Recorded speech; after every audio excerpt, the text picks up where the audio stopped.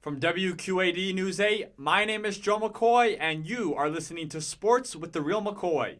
For today's episode, we're going to get into the first wave of free agency, and I'm going to give my grades on the 4 signings that the Chicago Bears have made so far. It was a really entertaining first day.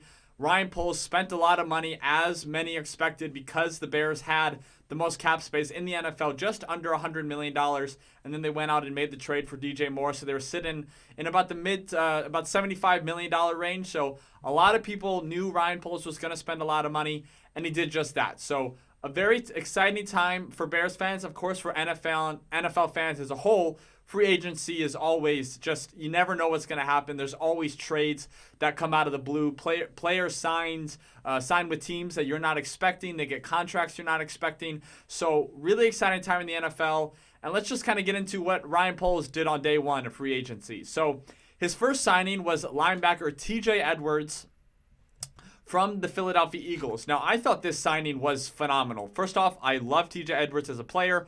Only 26 years old, is going to be 27 when we start the 2023 season. But I thought the contract that we gave him was a tremendous deal for the Bears. 3 years, $19.5 million, so an average salary of $6.5 million. I thought he was going to get more in the $10 million range. I think he's a very solid linebacker. Of course, has that Super Bowl experience from playing with the Philadelphia Eagles. But I thought this was a home run first signing for Ryan Poles, and I think it really kind of set the tone for the day, even though one of the signings that I'll get into was a bit of a surprise for me. So Ryan Pace followed that up by signing guard Nate Davis from the Tennessee Titans, another signing that I absolutely love.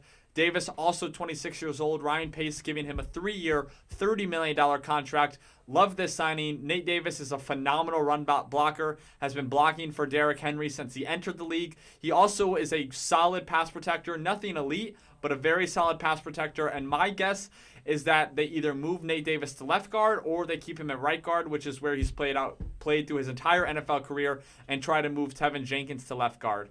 I really think that the Bears should end up cutting Cody Whitehair. I think Cody Whitehair's, really kind of towards the tail end of his career. He's in his lower 30s. He's getting paid $14 million this year, which is way too expensive for a guard that is not performing at a really high level. So I think the Bears should cut Cody Whitehair and then have the 2 guards be Nate Davis and Tevin Jenkins. But I thought, again, the contract for Nate Davis was extremely reasonable. $10 million a year is right in the range of a solid guard in the NFL. And, with these 2 signings and with all of the signings, you really see that Ryan Poles targeted youth. He wanted players that could be on this team for the next 3-4 years. One second, help build with Justin Fields, help build with the rest of the defense and the rest of the offense, and hopefully build that sustained success that Ryan Poles is looking for. He's talked about how he doesn't just want to build this team to be good for one season or 2. He wants this team to be like the Kansas City Chiefs, where they are constantly a threat in the playoffs every single year. They're going to be there. They're going to be competing for a championship every year.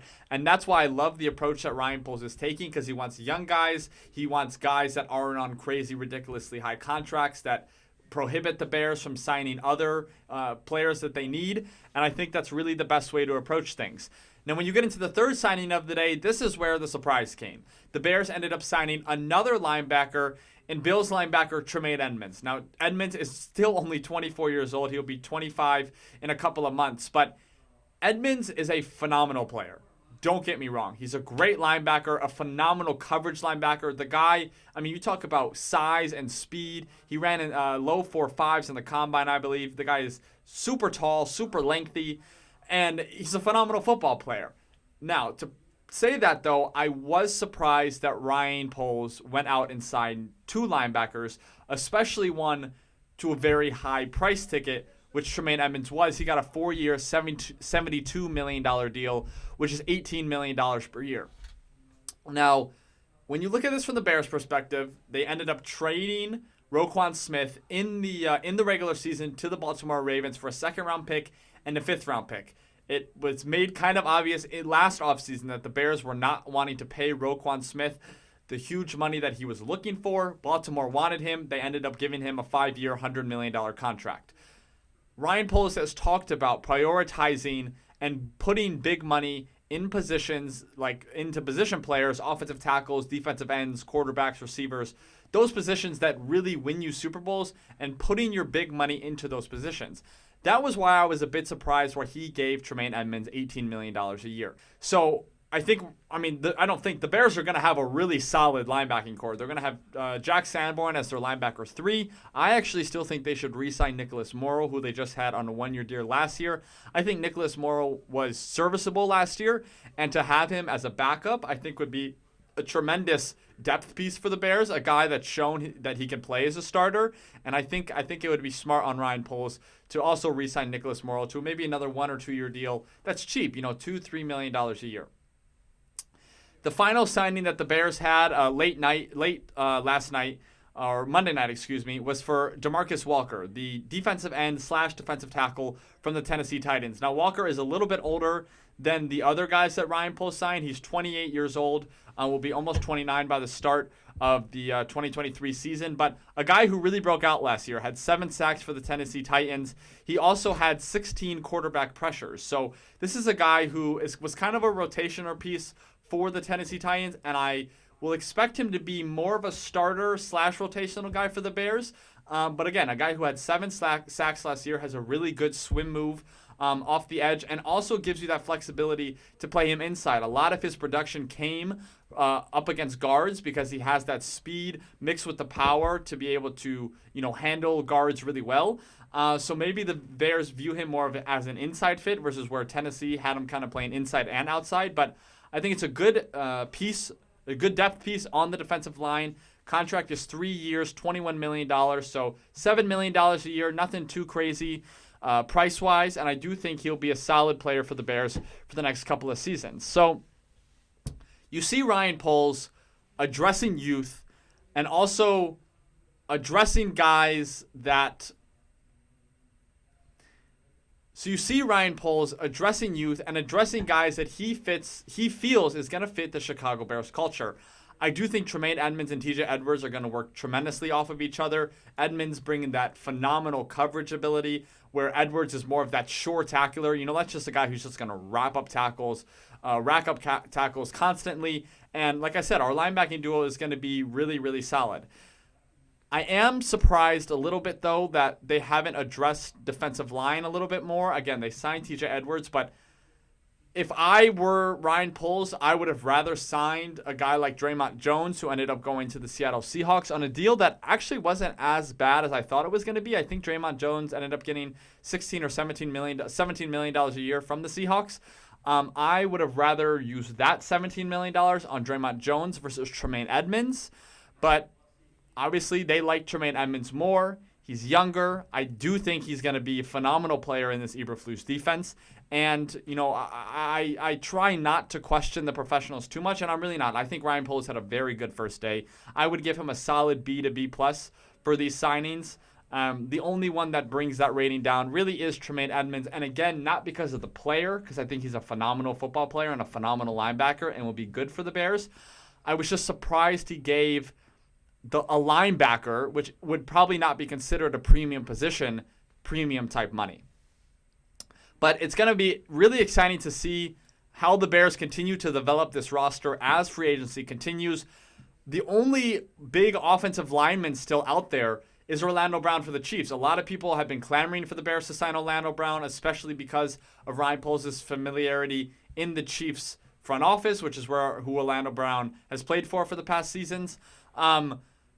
I really don't know if he's a great scheme fit, though. Orlando Brown is he's a huge guy, but he doesn't move that well in open space. And the Bears, that's what they prioritize so much in their offensive linemen, is your ability to move and get out on their zone running scheme and get these outside wide zone blocks. And I don't know if Orlando Brown is going to be able to do that. Now, I think he'd be a phenomenal player for the Bears, and he would be a tremendous right tackle for us. I don't know if Poles views him as a scheme fit, though. So if they don't go out and sign Orlando Brown to a big contract to play right tackle, it certainly looks like the Bears are going to use that first overall pick, that 9th overall pick now that they have from the Carolina Panthers, on an offensive tackle, So it's most likely, right now the 2 top tackles in the draft are Paris Johnson Jr. from Ohio State and Peter Skoronski for Northwestern. So I would expect the Bears to use that first overall, that first round pick on an offensive tackle if they don't go out and sign Orlando Brown. Ryan Poles has talked about prioritizing the offensive line. I love the signing of Nate Davis to play guard, but in my head, we're still missing a center and we're still missing a right tackle. So these are things that Ryan Poles is going to have to prioritize. Now, no time at all to panic. I'm not trying to say Ryan Poles has to go out and sign someone right now. No time to panic at all. The Bears still have $50 million in cap space, still the most in the NFL, even after these 4 signings on Monday. So Ryan Poles is doing good so far. I want to see a bit more on the defensive line and also the offensive line. We'll see if he decides to do offensive line through the draft or through free agency. And I also would really like to see the Bears go out and sign a cornerback. A lot of people talking about how the Bears can address corner in the draft, but I don't love that idea, especially because I don't want to use a coveted draft pick on a cornerback. I don't want to use one of those second-round picks. I'd rather use those picks on either an offensive or defensive lineman. And do I trust starting a 3rd-round or a 4th-round pick cornerback day one? No, not really. Now, Seattle last year, you could bring up Tariq Woolen, who was a 4th-round pick, ended up being the best rookie corner in the league besides Sauce Gardner. But the chances of the Bears drafting that are slim to none because those guys, you don't just find 4th-rounders often who come in and step in day one and are phenomenal players. So I would rather the Bears sign a cornerback. Doesn't have to be a huge money, but maybe a contract like they gave to DeMarcus Walker, a 3-year, $21 million deal, where you're getting a guy who can come in and be your other outside corner opposite Jalen Johnson so that you have Jalen Johnson, Kyler Gordon, and a free agent as your cornerback. Now your secondary set. You got Jaquan Brisker and Eddie Jackson at safety. You got your 3 corners. You also got your linebackers. So your back 7 is set on the defense. And it's looking pretty darn good. You still got to address the offensive defensive line. But I hope they don't wait to the draft to try to find that other outside corner because I have a feeling that they could try to put too much on a rookie and it just may not go so well. But truly, overall, I think Ryan Poles is doing a tremendous job. A lot of Bears fans are really excited. They've been tweeting out. Chase Claypool tweeted out, "Give Ryan Poles the key to the city." I thought that was pretty funny. So Bears fans are certainly excited. I think Ryan Poles has done a very good job so far. He hasn't overpaid for anyone, even though Tremaine Edmonds was a big contract, and I was surprised he gave that much money to a linebacker. I don't think he overpaid for him. $18 million a year for that good of a player who's that young seems about right.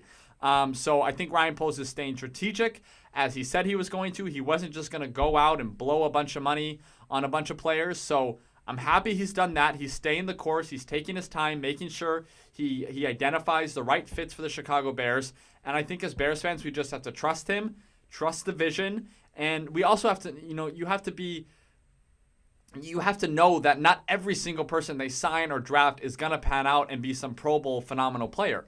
Last year, Al-Quadin Muhammad, a lot of people thought he'd be better for us. He turned out to be a complete dud. Bears ended up cutting him. So you never know. Some of these free agents might end up being even better than we expected. Some may not pan out. But that's just the nature of the beast that happens to every single NFL team. But the franchises that, like the Chiefs, who have continued success are the ones that are constantly hitting in the draft and are signing smart free agents. They're not overpaying for guys that aren't producing. And that's what I think Ryan Poles is trying to mimic. So hat us off to Ryan Poles. Keep up the good work. And I'm really excited to see what the Bears continue to do in free agency. I don't expect them to make any other trades, but who knows? So thank you guys so much for listening. I will keep you guys updated on the Chicago Bears free agency watch list. Also, we're still waiting the news of Aaron Rodgers. The guy is just absolutely toying with the Green Bay Packers and the New York Jets. The dude's basically just doing whatever he wants. So that's probably going to be talked about next week on an episode because I would imagine that by next week the Aaron Rodgers news is settled. But we'll have updates on all of that as well as the new free agents that the Chicago Bears signed. So thank you guys so much for listening. I hope you have a great day.